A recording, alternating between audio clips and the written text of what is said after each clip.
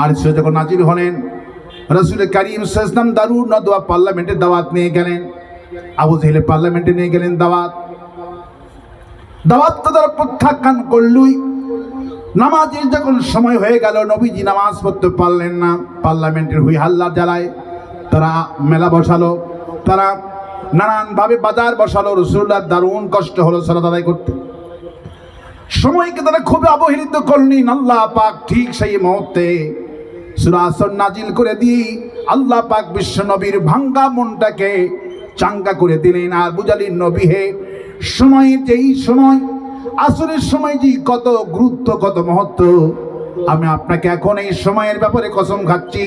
আল্লাহ পাক আলিফ এবং লামের আগে একটা ওয়াও বসিয়েছেন, এটা হলো ওয়ে কাসমিয়া। আল্লাহ পাক কোরআনে কারিমে 19টি জায়গায় কসম খেয়েছে।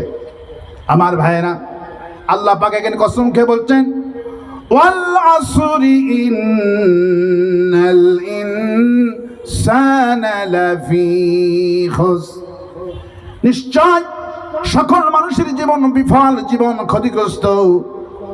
প্রত্যেকটি মানুষের জীবন বিফল, জীবন ক্ষতিগ্রস্ত। ওদের জীবনটা বিফল হবে না, ওদের জীবনটা সফল হবে। ওরা কারা? ইল্লাল্লাযীনা আমানু, এক নম্বর ঈমান যারা আনবে, ওয়া আমিলুস সলিহাতি, যারা আমলে সালেহ করবে, অথবা সাওবিল হকি, হকের দাওয়াত দিতে যাবে। হকের দাওয়াত দিতে গেলে বিপদ আসবে, মার আসবে। ঈমান আনতে গেলেও মার আসবে, বিপদ আসবে। আল্লাহ পাক সেই জন্যই বলছেন, মার আসবে ঈমান আনলে, হকের দাওয়াত দিতে গেলে মার আসবে। আমলে সালেহ করতে গেলেও, শিরিক মুক্ত আমল করতে গেলেও মার আসবে, বিপদ তোমাদের আসবে। এই জন্য শেষে বলছেন, ওয়াতাওয়াসাউ বিল হক্কি ওয়াতাওয়াসাউ বিস সবর, তোমাদের জন্য শেষ কোয়ালিটি হলো সবর যারা ইখতিয়ার করবে, আমি রব্বুল আমিন তাদেরকে জান্নাতে দাখিল করায় দিব। নম্বর 1 হলো ঈমান। ঈমান যদি না থাকে একটারও দাম নাই। ঈমান হলো মূল, ঈমান হলো এক যদি না থাকে, আপনি গোটা লোহাগাড়া সাতকানিয়া মিলাই চিটাগাং পর্যন্ত সৈন্য লেখেন, সৈন্যর কোনো দাম হবে? সৈন্যর কোনো মর্যাদা নাই, সৈন্যর কোনো দাম নাই। দাম হলো একের পিঠে সৈন্য লাগালেন, একের দাম বাড়তে থাকবে। যত সৈন্য তত মর্যাদা বৃদ্ধি হতে থাকবে। সৈন্যর কোনো দাম নাই, এক ছাড়া সৈন্যর কোনো মূল্য নাই। সেই জন্য আল্লাহ পাক বলছেন, ইল্লাল্লাযীনা আমানু, প্রত্যেকটি মানুষের জীবন বিফল, জীবন ক্ষতিগ্রস্ত। ওরা ক্ষতিগ্রস্ত হবে না যারা ঈমান আনছে। এখন সমস্ত নবীরা এই জন্য প্রথমে এসে ঈমানের দাওয়াত দিয়েছেন। আমরা আজকে ঈমানের দাওয়াত দিচ্ছি। আমাদের কোরআনের পাকে শহীদ আল্লামা সাঈদী রাহমাতুল্লাহ আলাইহি 50টি বছর ধরে এক আল্লাহর প্রতি ঈমান আনার জন্যই তিনি গোটা জাতিকে আহ্বান করলেন। তার দাওয়াত শুনে ঈমান এনেছে এমন সংখ্যা 2000-এর উপরে। কোন সুবহানাল্লাহ। ঈমানের দাওয়াত দিতে হচ্ছে গোটা জাতিকে। সমস্ত নবীরা ঈমানের দাওয়াত দিয়েছেন। ইয়া কওমি ইবুদুল্লাহা মা লাকুম মিন ইলাহিন গায়রু, হে আমার জাতি এসো এক আল্লাহর গোলামি করি। সমস্ত নবীরা এক আল্লাহর দাওয়াত দিয়েছেন। সব নবীদের দাওয়াত একটা ছিল, লা ইলাহা ইল্লাল্লাহু ইব্রাহিমু খলিলুল্লাহ, লা ইলাহা ইল্লাল্লাহু মূসা কালিমুল্লাহ, লা ইলাহা ইল্লাল্লাহু মুহাম্মাদুর রাসূলুল্লাহ। সমস্ত নবীরা এক আল্লাহর দাওয়াত দিয়েছেন। ঈমানের দাওয়াত কোথায় দিবেন, কিভাবে দিবেন, এই জন্য আল্লাহ পাক ঠিক টিলিংটা শিখাচ্ছেন। মূসা ইসলামকে বলছেন, ইজহাবা ইলা ফিরআউনা ইন্নাহু তাগা, হে মূসা এই ঈমানের দাওয়াতটা প্রথমেই তুমি কোনো ফকিরকে দিও না, গরিব লোককে দিও না। ঈমানের দাওয়াতটা নিয়ে যাও ফিরআউনের পার্লামেন্টে, কারণ পার্লামেন্ট সদস্য যারা আছে 990 জন পার্লামেন্ট সদস্য, এরা সবাই তাগুত হয়ে গেছে। ফিরআউন শুদ্ধ সবাই তাগুত হয়ে গেছে। রাষ্ট্রীয় ক্ষমতা যাদের কাছে থাকে এদেরকেই তাগুত বলা হয়। রাষ্ট্রীয় ক্ষমতা ছাড়া তাগুতি শক্তি অর্জন করা যায় না। এই জন্য আল্লাহ পাক ইমানের প্রথম দাওয়াতটাই টার্গেট করলেন ফিরআউনের পার্লামেন্টকে। এখন আল্লাহ পাক যেহেতু বলছেন ইমানের দাওয়াত, কালিমার দাওয়াত প্রথমেই নিয়ে যাও, ইযহাবা ইলা ফিরআউন, ফিরআউনের পার্লামেন্টে দৌড় মারো। মূসা আলাইহিস সালাম এক সেকেন্ড দেরি করলেন না, ফিরআউনের পার্লামেন্টে দিকে রওনা করলেন। গোয়েন্দা বাহিনী রিপোর্ট করলো ফিরআউনের দরবারে মূসা আসতেছে। ফিরআউন গোয়েন্দা বাহিনীর তথ্য অনুযায়ী আগের থেকেই তিনি মূসাকে ভয় করতেন, দারুণভাবে ভয় করতেন। এই জন্যে ফিরআউন পার্লামেন্ট থেকে নিয়ে বাহির পর্যন্ত 90টি নিরাপত্তার জন্য গেট বানিয়েছে। ইবনে আব্বাস রাদিয়াল্লাহু তাআলা আনহু বললেন, ফিরআউন ভয়ের চোটে নিরাপত্তার চাদরে 90টি গেট বানালো। একজন মন্ত্রী বলছেন, আচ্ছা তুমি এতগুলি দরজা বানাচ্ছ কেন? একটা মানুষের ভয়ে এতগুলি দরজা বানাচ্ছ, কারণ কি? ফিরআউন বলল, কারণ হলো এই মূসা আলাইহিস সালামের বয়স যখন 2.5 দিন ছিল, আমার স্ত্রী আসিয়া তারে কোলে করে নিল, আদর করলো। আমি যখন তার আদর করতে গেলাম, আমি যখন তারে কোলে নিলাম, 2.5 দিনের মূসা আলাইহিস সালাম আমার গালে একটা থাপ্পড় মেরে দিল। আমার 2.5 ঘন্টা কোনো হচ্ছিল না। এখন নবীটাও বড় হয়েছে, হাতও বড় হয়েছে, এখন শক্তি কমছে না বাড়ছে? শক্তি কমছে না বাড়ছে? ফিরআউন বলল পার্লামেন্ট সদস্যদেরকে, 2.5 দিনের বয়সের মূসা যদি আমাকে একটা থাপ্পড় মারলো, 2.5 ঘন্টা হুঁশ যদি না থাকে, এখন তো মূসা বড় হয়েছে, আমার কাছে তো মনে হয় এই লোহার দরজা তার কাছে কোনো ব্যাপার নয়। এই জন্যে তার ভয়ে আমি নিরাপত্তার জন্যে 90টি দরজা বানিয়েছি। মূসা আলাইহিস সালাম দরজার কাছে এসে বসে থাকলেন। পুলিশ দিয়ে প্রত্যেকটি দরজাগুলি বন্ধ করা হয়েছে। আল্লাহ পাক বলে, মূসা ভয় পেও না, তুমি ঢুকে যাও। বলে, হ্যাঁ আল্লাহ কিভাবে ঢুকবো? লোহার দরজা, পুলিশ পাহারা। আল্লাহ পাক বলে, মূসা রে ভয় পেও না। ওয়ামা তিলকা বিয়ামিনিকা ইয়া মূসা, মূসা ভয় পেও না, তোমার যে লাঠি আছে লাঠিটুকুন দিয়ে আঘাত করো। মূসা আলাইহিস সালাম লাঠি দিয়ে আঘাত করলেন। আল্লাহ রাব্বুল আলামিন আপন কুদরত দিয়ে একটা নয়, দুইটা নয়, 90টি লোহার দরজা সবগুলিকে আল্লাহ পাক খুলে দিয়ে দিলে। মূসা আলাইহিস সালাম পার্লামেন্টে প্রবেশ করছেন। পুলিশগুলি যারা পাহারায় নিযুক্ত ছিল একে অপরের দিকে তাকায়। জালেমদের পুলিশ দেখে মূসারটা মেজাজটা খারাপ হয়ে গেছে। যেমন হাসিনার আমলে যতগুলি পুলিশ ছিল সবগুলি দেখে আমাদের মেজাজটা খারাপ ছিল। আওয়ামী লীগের সময় পুলিশ মরলে এই জাতির বড় আনন্দ ছিল, ঠিক কিনা বলে? পুলিশ মরলে আনন্দ, কারণ পুলিশ, জালেমের পুলিশগুলিও দেখলে মেজাজ খারাপ হয়ে যায়। মূসা আলাইহিস সালাম যখন যাচ্ছেন পুলিশগুলি কানাকানি করছে, আচ্ছা এই মানুষ নাকি হাতে একটা লাঠি, আর এই সবগুলি দরজা একটা বাড়ি দিয়ে সব চুরমার করে দিল, মানুষ নাই অন্য কিছু। পুলিশ যখন কানাকানি করছে, মূসা আলাইহিস সালাম মেজাজ গেছে খারাপ হয়ে। আব্বাস রাদিয়াল্লাহু বললেন, অমনি আল্লাহ পাক তাকে আরেকটা মর্যাদা দান করলেন। মাথা দিয়া ভাটা চুল্লি দিয়ে যেভাবে ধুমা উড়ে, মূসা আলাইহিস সালামের রাগের চোটে তেমন মাথা দিয়ে, জীবন্ত মানুষের মাথা দিয়ে ধুমা ওরা শুরু করে। আল্লাহু আকবার বলে পুলিশগুলি ভয় পেয়ে গেলেন। পুলিশগুলি চুপ হয়ে গেলেন, আর কথা বলতে পারলেন না। চলে গেলেন পার্লামেন্টে। মূসা আলাইহিস সালাম একাই চলে গেলেন পার্লামেন্টে। 990 জন পার্লামেন্ট সদস্য জমজমাট, সবাই বসে বসে মিটিং করছে। আর মূসা আলাইহিস সালাম অমনি পার্লামেন্টে গিয়ে জোরে জোরে একটা তাকবীর দিলেন, চিৎকার মেরে বললেন, লা ইলাহা ইল্লাল্লাহু মূসা কালিমুল্লাহ। সমস্ত পার্লামেন্ট সদস্য মূসা আলাইহিস সালামের এই স্লোগান শুনে, এই কালেমার, বিপ্লবী কালেমার আওয়াজ শুনে সবাই কান খাড়া করেছে, মূসার দিকে তাকাইছে। ফিরআউন ভয় পেয়ে গেছেন। ফিরআউন ভয়ের চোটে বলছেন, ফামা রব্বুকুম, ফিরআউন বলছেন তুমি কে? ফামার রব্বুকুমুল আলা, তোমার রবকে? তাহলে তোমার রবকে? মুসা বলছেন রব্বুনাল্লাযী আ'তা কুল্লা শাইইন খালকাহু সুম্মা হাদা, আমার রব হলো তিনি যিনি সবগুলি বানিয়েছেন, সবগুলি সৃষ্টি করেছেন, আকার আকৃতি মায়ের পেটে সৃষ্টি করেছেন, তোমাকে সৃষ্টি করে আমাকে সৃষ্টি করেছেন, রব হলেন তিনি। ফিরআউন তো পাগলের মতো হয়ে গেল।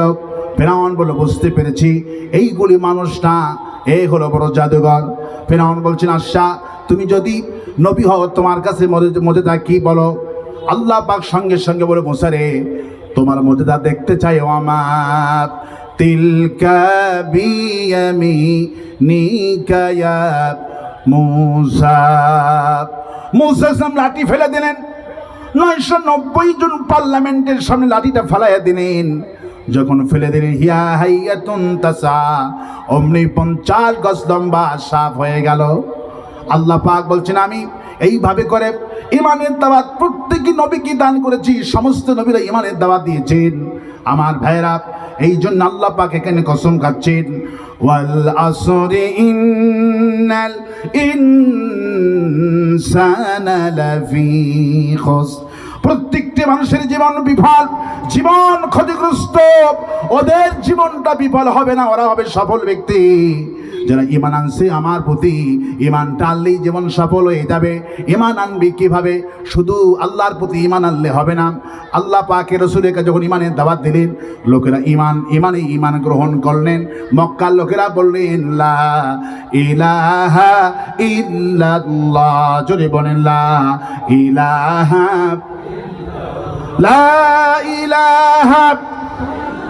ইল্লাল্লাহু মুহাম্মাদুর রাসূলুল্লাহ।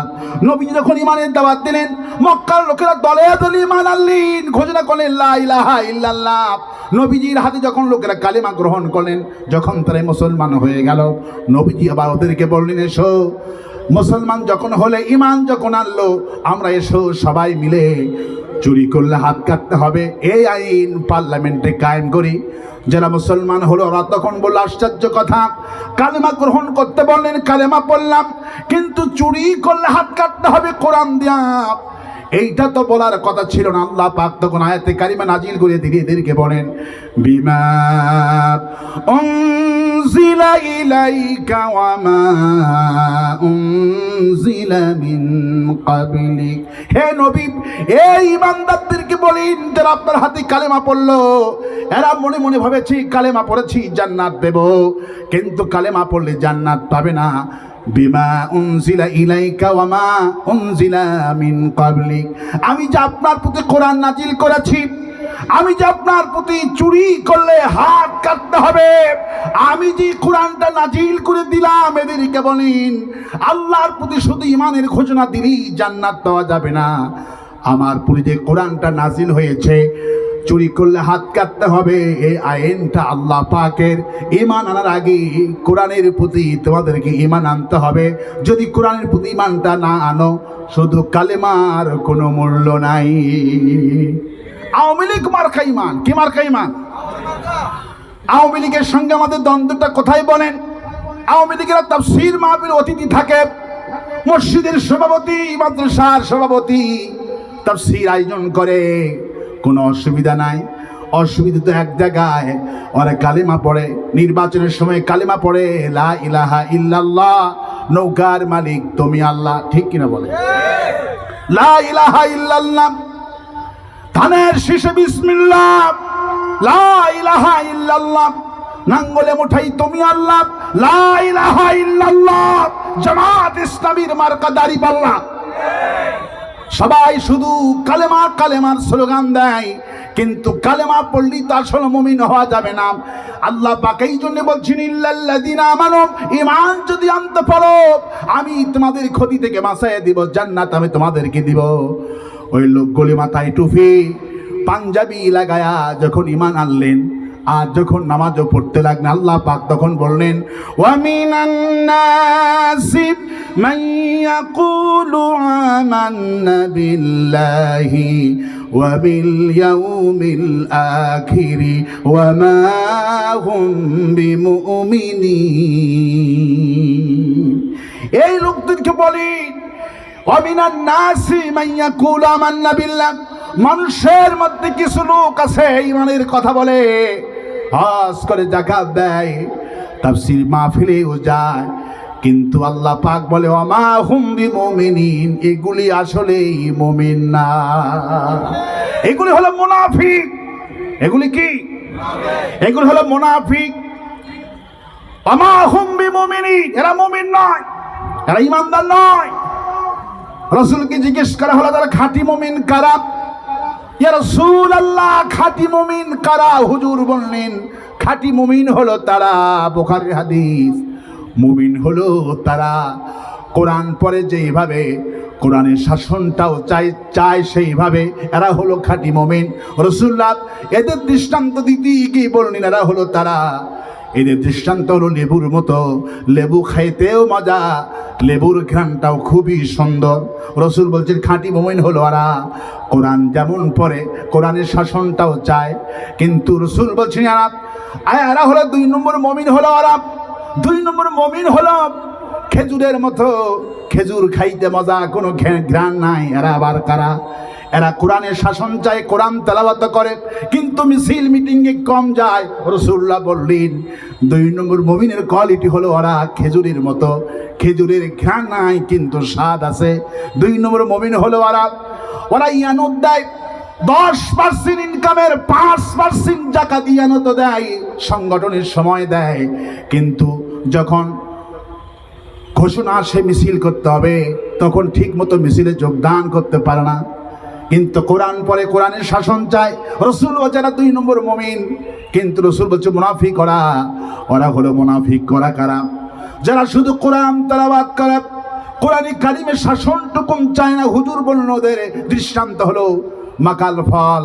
একটা ফল আছে, আপনাদের চিটাগাঙ্গে কি বলে এটা? একটা ফল আছে না, দেখতে খুবই সুন্দর। আমার উত্তরবঙ্গে বলে মাকাল ফল। কি ফল বলে? এখানে কি ফল বলে? কাইরা ফল। নতুন শিখলাম আর কি।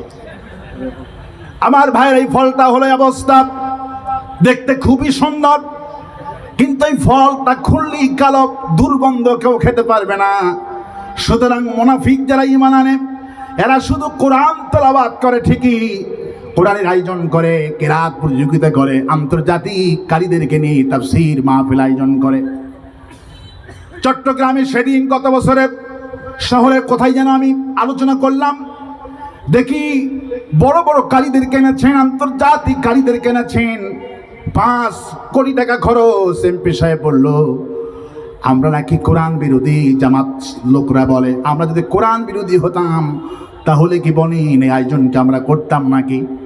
আমরা যদি কারীদেরকে যদি পছন্দ আপনাদের হয়, আগামী বছরে 10 দিন ব্যাপী কেরাত প্রতিযোগিতা করা হবে। লোকেরা বলল কি আশ্চর্য কথা, 10 দিন ব্যাপী কেরাত প্রতিযোগিতা করা হবে, নেতাজি যত টাকা লাগে তত টাকায় দান করবে, কিন্তু নেতাজি কোরআন তেলাওয়াত করবে, কোরআনে কারিমের প্রতিযোগিতার আয়োজন করবে, বড় বড় কারীদেরকে নিয়ে আসবে, কিন্তু চুরি করলে হাত কাটতে হবে। এই আইন তো জামাত ইসলামের নয়, আইনটা কার? এই আইনটা কার? সেই জন্য আল্লাহ পাক বলছেন বিমা উনজিলা ইলাইকা ওয়া মা উনজিলা মিন কাবলিক, ঈমান আনো কোরআনের প্রতি, কারণ কোরআনে কারিমের তেলাওয়াত করলে কেউ মারবে না। যখনই কোরআনে কারিমের শাসনটা চাবেন, কোরআনের প্রতি ঈমান আনবেন, তখনই আপনাকে মারা হবে। আমাদের কোরআনের বাকি শহীদ আল্লামা সাঈদী রহমাতুল্লাহ আলাইহি যদি তাফসীর কারক না হয়ে, একামতের দিনের যদি নেতা না হয়ে, কোরআনের শাসন যদি আল্লামা সাঈদী না যেত, যদি তিনি পীর সাজতেন, বলেন তো এই বাংলাদেশে এমন কোন মানুষ তো আমার মনে হয় বাকি নাই আল্লামা সাঈদীর হাতে মুরিদ হইতো না। কিন্তু আল্লামা সাঈদী চিন্তা ভাবনা করেছেন, পীরগিরি দিয়ে এই জমিনে দিন কায়েম হবে না। দিন কায়েমের জন্য যেই দলটাকে আল্লাহ বাছাই করেছে সেই দলের নাম হলো জামাত ইসলামী। আল্লাহু আকবার।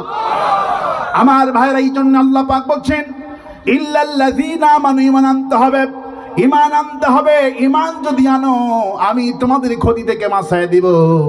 আমার ভাইরা, আমাদেরকে মারার মূল কারণ হলো আল্লাহ পাক বলেন ওয়ামা নাকামু মিনহুম ইল্লা আইয়ুমিনু বিল্লাহিল আযীযিল হামিদ। এই মুসলমানদের কেন মারা হয়? আজ ফিলিস্তিনদেরকে কেন মারা হচ্ছে? জামাত নেতাদেরকে কেন মারা হয়েছে? একটাই মাত্র কারণ, আল্লাহ পাক বলছেন ওমা নাকামু মিনহুম। এই মুমিনদের কেন মারা হয়?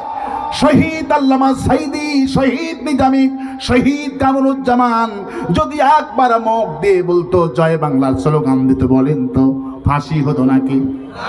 কিন্তু মুসলমান ঈমান যারা এনেছে এরা কোনোদিন জয় বাংলা বলতে পারবে না। জয় বাংলা বললে ঈমান শেষ হয়ে যাবে, ঠিক কিনা বলেন? আমার ভাইরা, এই জন্য ঈমানদার লোকেরা জয় বাংলা বলতে পারবে না। আমাদেরকে কেন মারে? আমরা আল্লাহর প্রতি ঈমান আনছি, আল্লাহর দল করি বলে এই জন্য আমাদের মারে। আর যখন ওদের সাথে আমরা ছিলাম তখন আমাদের পায়ে সালাম করেছে। এই আল্লামা সাইদ অধ্যাপক গোলাম আজমের পায়ে শেখ হাসিনা দোয়ার জন্য হাত বাড়িয়ে দিয়েছিলেন, হুজুর দোয়া করবেন। 1996 সালে জামাতের কাছে দোয়া চেয়েছে। ওদের সঙ্গে যখন ছিল তখন ছিল বন্ধু, তখন মানবতা বিরোধী অপরাধী ছিল না, রাজাকারও ছিল না। যখন জামাত ওদেরকে ছেড়ে নিজস্বভাবে যখন দাঁড়িয়েছে তখন রাজাকার উপাধি দেওয়া হলো। কিন্তু আল্লাহ পাক বলছেন ঈমানদারদেরকে যখন কোন রাষ্ট্র যখন নোংরা উপাধি দেয়, নোংরা ভাবে জাতির কাছে কলঙ্কারী যখন করে, আমি রব্বুল আমিন মৃত্যুর আগে ওই রাষ্ট্রনায়ককে ওই কেলেঙ্কারী উপাধি দিয়ে দেশ ছাড়া করে দিই। কোন সুবহানাল্লাহ। জামাত নেতাদেরকে রাজাকার বানিয়েছেন, কিন্তু ক্ষমতা ছাড়া আগে আল্লাহ রব্বুল আমিন হাসিনাকে ঠিক রাজাকার উপাধি দিয়ায় ক্ষমতা আল্লাহ পাক ছাড়িয়ে দিয়ে পলায়ন করেছে। আরো আস্তে কোন ঠিক, আরো আস্তে কোন ঠিক। আমার ভাইরা, ভয় পাওয়ার কোনো কারণ নাই, হতাশ হওয়ার কোনো কারণ নাই। ঈমান আনলি মার হবে। কার কথা? ঈমান আনলি মার হবে। বিলাল ঈমান আনলেন, খাব্বাইব ঈমান আনলেন, সুমাইয়া ঈমান আনলেন। ঈমান আনলি যখন ঈমান, যেখানে ঈমান সেখানে ঈমান। ঈমানদার লোকেরা মার খাবে, ঈমান ছাড়বে না। ঈমানদার লোকদেরকে টার্গেট করতো সব সময় আবু জেহেলেরা। আবু জেহেলের কাছে রিপোর্ট করলো সুমাইয়া 92 বছর বয়সে মহিলা, ঈমান এনেছে রাসূলের প্রতি, এত কথার তাসীর। আব্বাস রাদিয়াল্লাহু তাআলা আনহা রাদিয়াল্লাহু আনহু বলতেন, সুমাইয়া রাদিয়াল্লাহু আনহার কণ্ঠের মধ্যে আল্লাহ এমন তাসীর দিয়েছিলেন, এমন বারাকা দান করেছিলেন। মহিলা সাহাবী 90 বছর পার বয়স ঈমান যখন আনলেন, দাওয়াতি কাজ যখন সুমাইয়া করে, সুমাইয়ার কথার মধ্যে আল্লাহ এত মধু দিয়েছিলেন। যখনই দাওয়াতি করলেন, দাওয়াতি কাজ করেন, প্রতিদিন মানুষ তার হাতে মহিলাগুলি কালেমা পড়ে মুসলমান হয়ে যায়। আবু জেহেল টার্গেট করছেন, এই সুমাইয়াকে মারতেই হবে, দুনিয়াতে রাখা যাবে না। আবু জেহেল নিজে প্রস্তাব নিয়ে এসেছেন সুমাইয়ার বাড়িতে। ছেলে আম্মার রাদিয়াল্লাহু তাআলা আনহু পাশে দাঁড়ানো। মাগরিবের নামাজের পর আবু জেহেল পুরা তার গোয়েন্দা বাহিনী এসেছেন, এসে বলছেন, সুমাইয়া শুনতে পেরেছি তুমি নাকি ঈমান এনেছো, তুমি বিশ্বনবী দলের কর্মী হওয়া বাদ দাও, তোমাদের বাড়ি নাই গাড়ি নাই সব আমি তোমাদেরকে দিয়ে দিব। সুমাইয়া বলল, আবু জেহেল রে শোন, আমি সব ছাড়তে রাজি আছি, আমি যে ঈমানের স্বাদ পেয়েছি এইটা ছাড়তে রাজি নাই। ঈশা পর্যন্ত বুঝালো সুমাইয়াকে। সুমাইয়া বললেন, আবু জেহেল আমি কিছুতেই তোমার দাওয়াত কবুল করব না।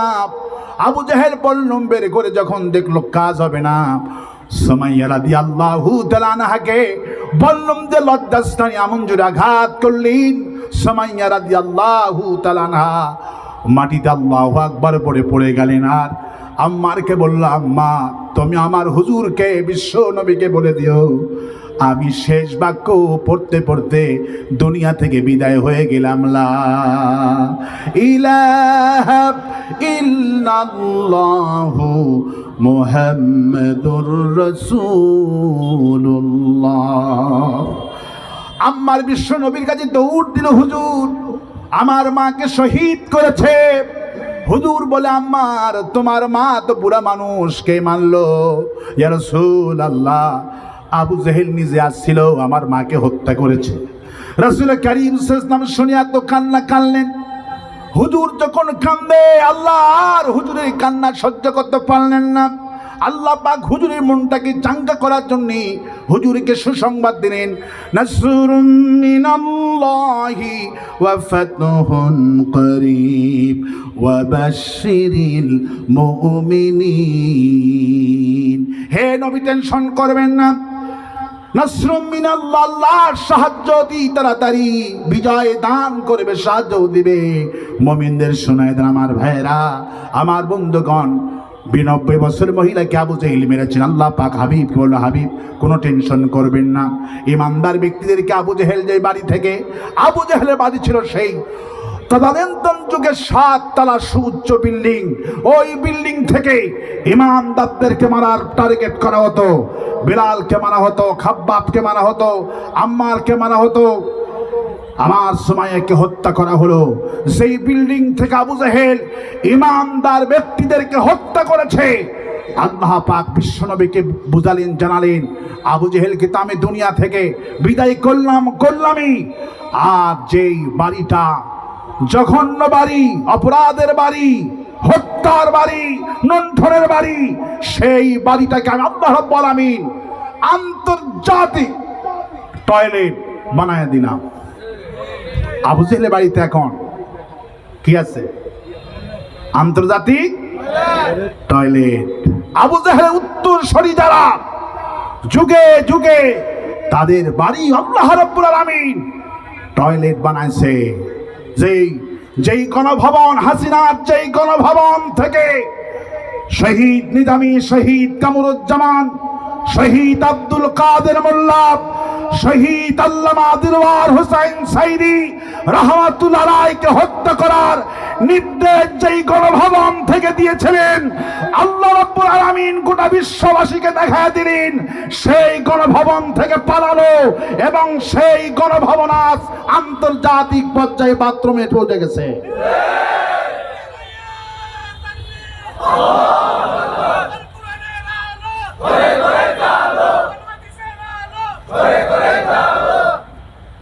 যেই গণভবন থেকে ইমানদার ব্যক্তিদেরকে হত্যা করার পারমিশন দেওয়া হতো, সেই গণভবন আজ গণভবন নাই। ইমানদার ব্যক্তিদেরকে হত্যা করার অপরাধে আজ সেই গণভবন সমস্ত উপদেষ্টা পরিষদ সিদ্ধান্ত নিয়েছে এটাকে তারা জাদুঘর বানাবে। আলেম ওলামা বলেছেন জাদুঘর নয়, এটা পাবলিক টয়লেট করে দেওয়া হোক। ঠিক কিনা বলেন? ইমানদার ব্যক্তির সম্মান বাড়ে, ইমান যারা আনে এদের সম্মানটা বৃদ্ধি হয়ে যায়। যারা ইমান আনে না এদের কোনো সম্মান নাই, ইমান যারা আনে এদের হলোই মর্যাদা।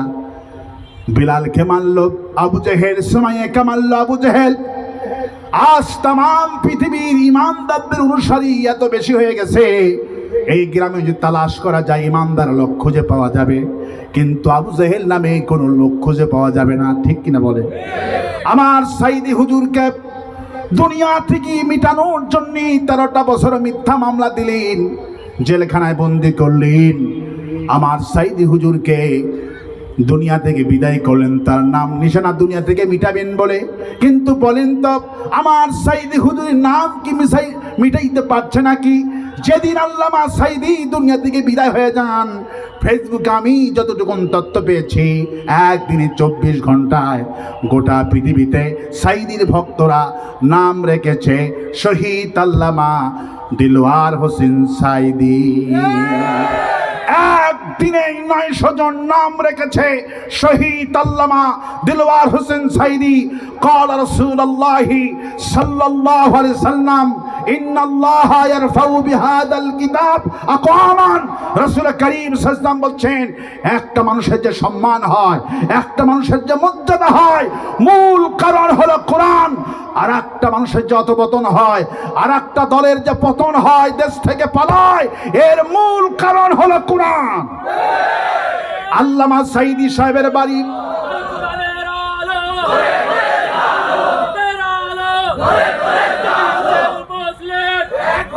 আল্লামা সাইদি রহমতুল্লাহর বাড়িটা, পিরোজপুরের বাড়িটা ভাঙ্গা বাড়ি, দরজা নাই, জানলা নাই।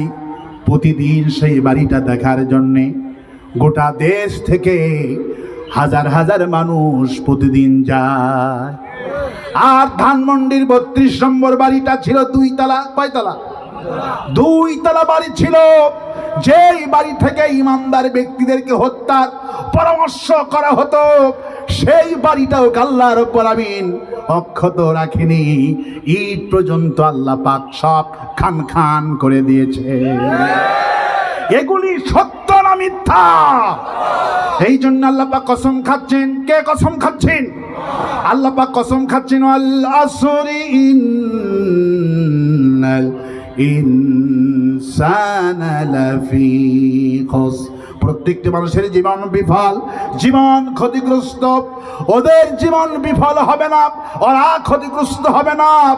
দুনিয়ায় একটু ক্ষতিগ্রস্ত দেখা যাচ্ছে, ক্ষতিগ্রস্ত, বাড়ি ভাঙলো, জেলে গেল, জরিমানা হলো, কিন্তু ওদের জন্য আমি আল্লাহ জান্নাত রেখে দিয়েছি। সুবহানাল্লাহ। আমরা যাব জান্নাতে। আর যারা আমাদেরকে হত্যা করেছে, শহীদ করেছে, এরা যাবে জাহান্নামে। ঠিক কিনা বলে? সুতরাং বাংলাদেশের যে প্রেক্ষাপট, এই প্রেক্ষাপট শুধু তার জন্য বানায় ছিল যিনি ছিল ইয়াজিদ। ইয়াজিদ ছিলেন কাবা ঘরের ইবাদতকারী, তিনি ছিলেন কাবা ঘরে আগুন লাগিয়ে দেওয়াকারী, প্রথম কাবা ঘরে লুণ্ঠনকারী, আবার কাবা ঘরে ইবাদতকারী। তিনি ছিলেন হাফেজ, মুহাদ্দিস, মুফাসসির, কেন্দ্রীয় মসজিদের ইমাম ছিলেন। ইমাম হোসাইনকে হত্যা করেও সেদিন জুমার নামাজ পড়িয়েছেন। সুতরাং আওয়ামী লীগের চরিত্র, এজিদের চরিত্র, জান্নাতি ইমামদেরকে হত্যা করেও নামাজ পড়িয়েছেন। আমার দেশের কোরআনের পাখি থেকে শুরু করে নিয়ে ইমামদার ব্যক্তিদেরকে হত্যা করে ওরা মসজিদে মিলাদের আয়োজন করে। ঠিক কিনা বলেন? সুতরাং যারা আমাদেরকে জুলুম করেছিল, নির্যাতন করেছিল, এরা আজকে পলাতক। এরা আজকে কি? এরা আজকে পলাতক। আমরা পুলিশ ছাড়া, ইমানদার ব্যক্তিরা পুলিশ ছাড়া 16 বছর টিকেছে, ওরা পুলিশ ছাড়া 1 ঘন্টা টিকতে পারে না। ঠিক কিনা বলেন?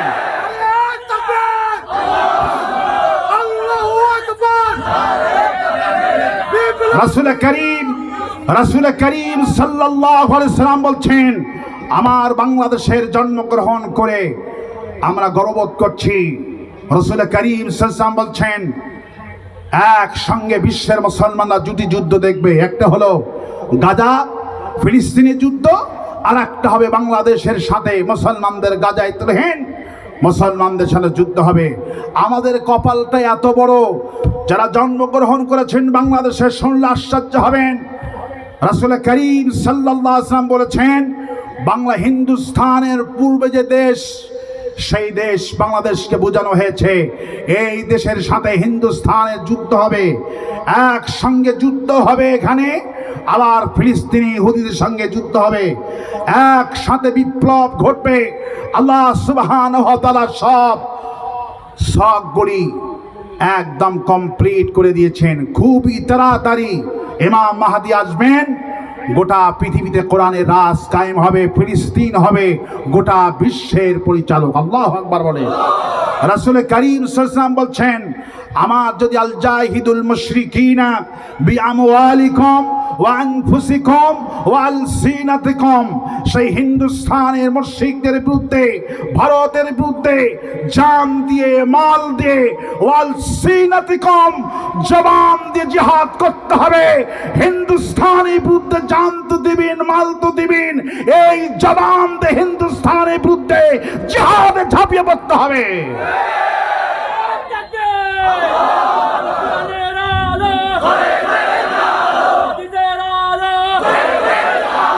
রাসূল করিম সাল্লাল্লাহু আলাইহি ওয়াসাল্লাম বলছেন, যেই সমস্ত ইমানদার ব্যক্তিরা ঈমান আনার পর হিন্দুস্তানের বিরুদ্ধে ঝাঁপিয়ে পড়বে, এমন একাই ঝাঁপিয়ে পড়িও না, সপরিবারে সবাইকে নিয়ে ঝাঁপিয়ে পড়ো।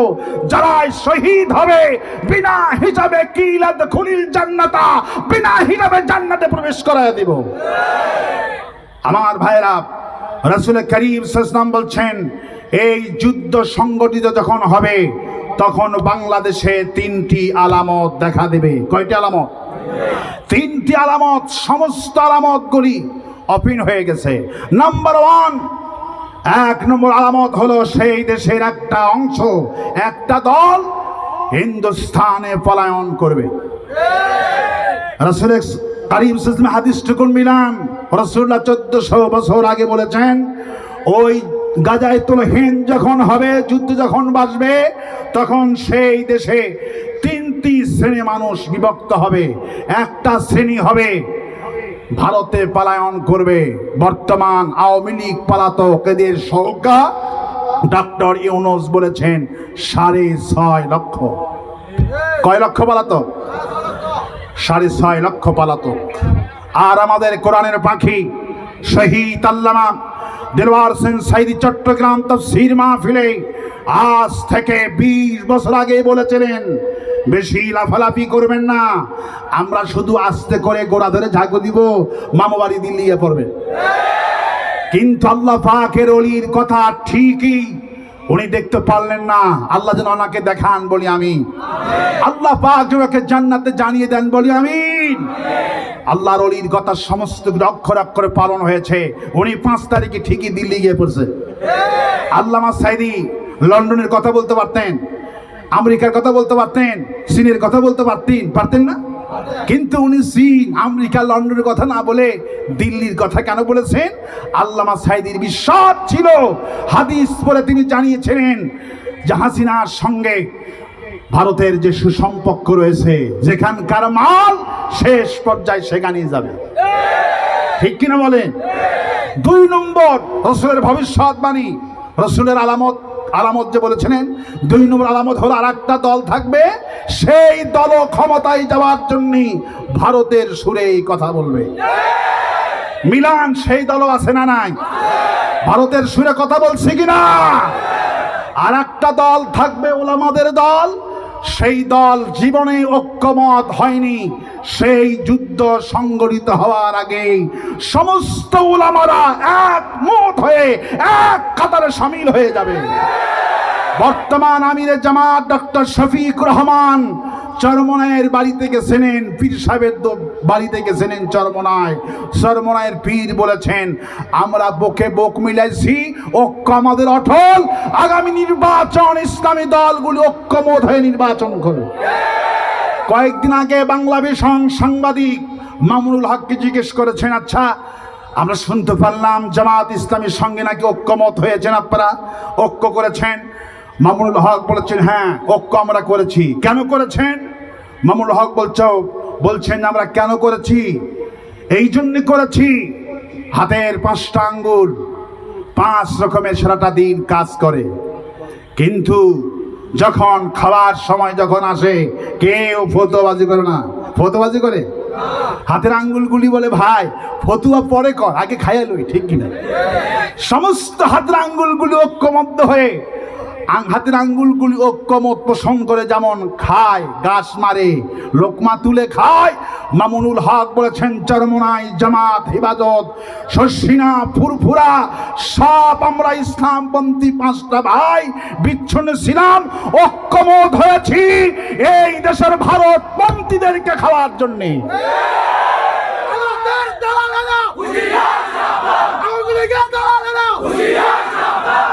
আল জাজিরা রিপোর্ট করেছেন, আল জাজিরা রিপোর্ট করেছেন আজ থেকে 7 মাস আগে এই দেশে 12% মানুষ চুরি করলে হাত কাটতে হবে। কোরআনে কারিমের আইন চালু হোক, এদের পার্সেন্টেজ ছিল 12%। 7 মাস পর কারণ বাজারে এটিএন বাংলার রিস্কাওয়ালা 100 জনকে জিজ্ঞেস করেছে সাংবাদিক, আগামী রাষ্ট্র ক্ষমতায় কারা যাক? রিস্কাওয়ালা মূর্খ মানুষ বলছে আগামী রাষ্ট্র ক্ষমতায় 100 জনের মধ্যে 90 জন খেটে খাওয়া মূর্খ। রিস্কাওয়ালা বলেছে আগামী রাষ্ট্র ক্ষমতায় জামাত ইসলামীকে দেখতে চায়।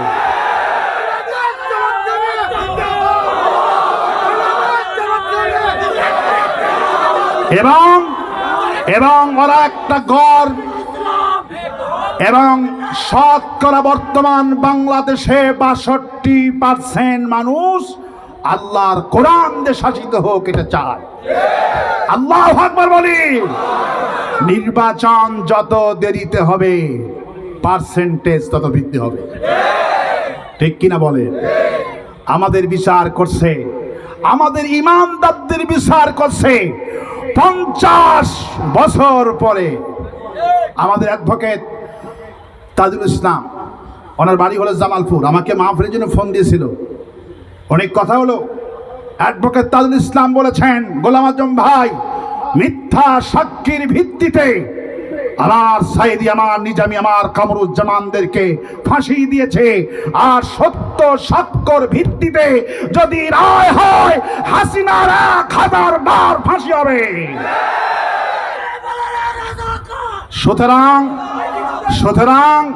সুতরাং আগামীর বিশ্ব হবে ইমানদারদের বিশ্ব। আল্লাহু আকবার বলে। আগামীর বাংলাদেশ হবে ইমানদারদের বাংলাদেশ।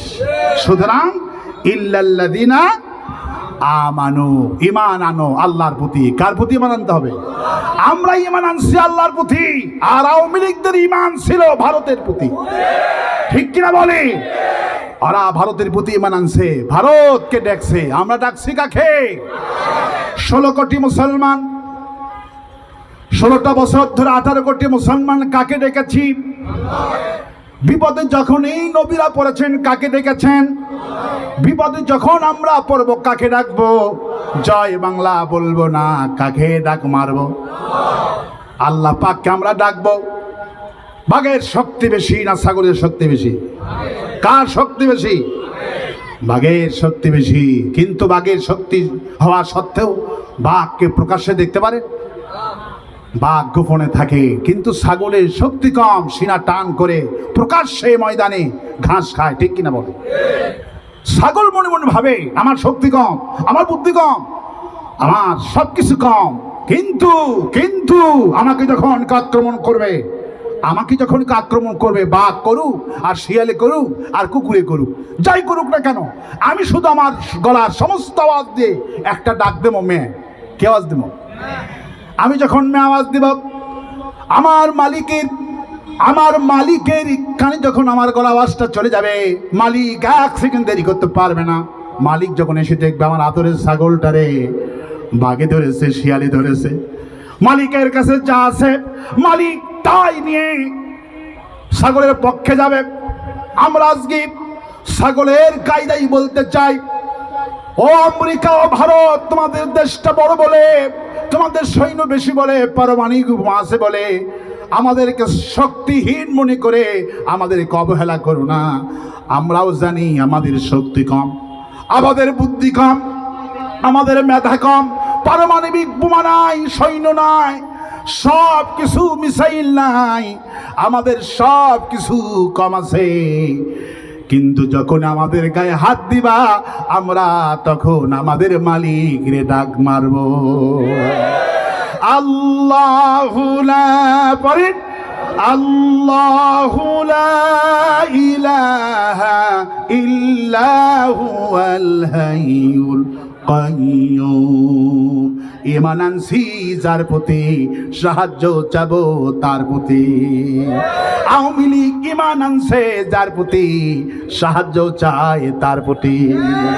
ওরা ভারতের প্রতি ঈমান আনছে, ভারতের প্রতি সাহায্য চায়। ভারতকে বলছে বাঁচাও বাঁচাও, মোদি বলে ঠিক আছে আমার কাছে আইসো, ঠিক কিনা বলেন? আমরা ঈমান আনছিলাম কার প্রতি? আল্লাহ পাক বলছেন জালেমদের দিন নির্ধারণ করা আছে, ভয় পেও না। জালেমদের দিন নির্ধারণ করা আছে, রাসূল কারীম সাল্লাল্লাহু আলাইহি ওয়াসাল্লামকে আল্লাহ পাক জানিয়েছেন ভয় পাবেন না, জালেমদের দিন তারিখ নির্ধারণ করা আছে।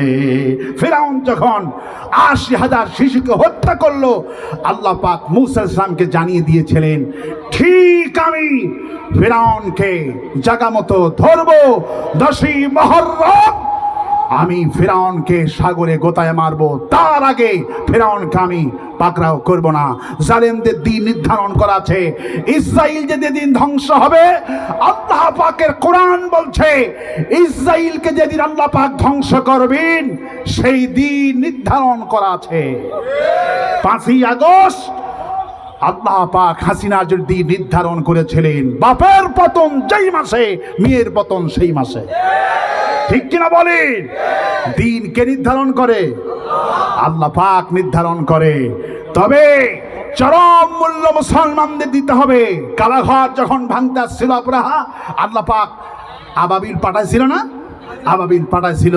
আজকে আমাকে বলে হুজুর বাইতুল মুকাদ্দাস ভাঙতেছে, আজকে আবাবিল কই? এর সলিউশন হলো আমার কাছে এই, কাবা ঘর যখন ভাঙতে আসছিল আল্লাহ পাক আবাবিল পাঠাইছিলেন। আজকে বাবরি মসজিদ ভাঙছে, আজকে ফিলিস্তিনের মসজিদে হামলা করছে, দখল করছে, আল্লাহ পাক কেন সাহায্য করছেন না?